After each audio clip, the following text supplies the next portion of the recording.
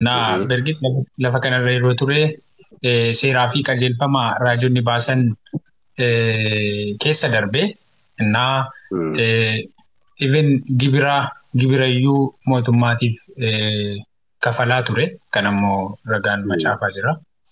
Innaa garuu ammaa sa'aatii ammaa kanatti wantoota kana ni hojjetaa wanti jedhu jiru waan hundumtuu kan sa'aatii jechuudha.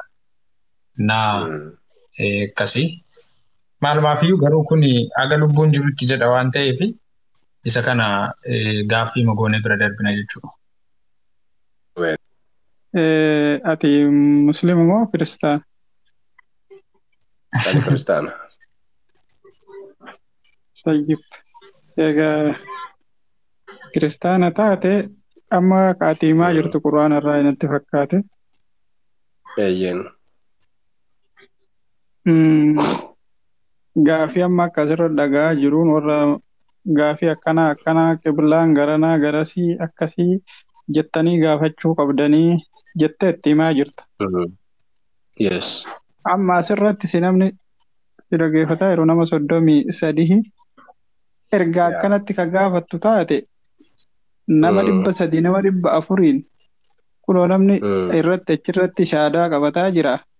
Kana keessa dhayitee eega Qur'aana beeyte eega wangeelallee beeyte maaliif achitti nama amansiisuu dadhabdee nama amma ati asirratti musliimallee gaafachaa hin jirtu ofumaa warruma kiristaanaatti himaa jirta malee achi dhayitee achirratti nama tokkomaan amansiisneedha nama gaafiin kiyya. Silaa namni kunoo ammallee kunoo shaadaatu jira. Maaliif gaafii akkana achirratti deebite eega Qur'aanas beeyte eega ammas wangeelas ka beeyte ta'e maaliif kana gochuu dadhabdee asir nama 30 yoo irratti kana dubbatu. Oromoon yoo mammaaku baay'ateedhaaf marqi macheessuu jedha.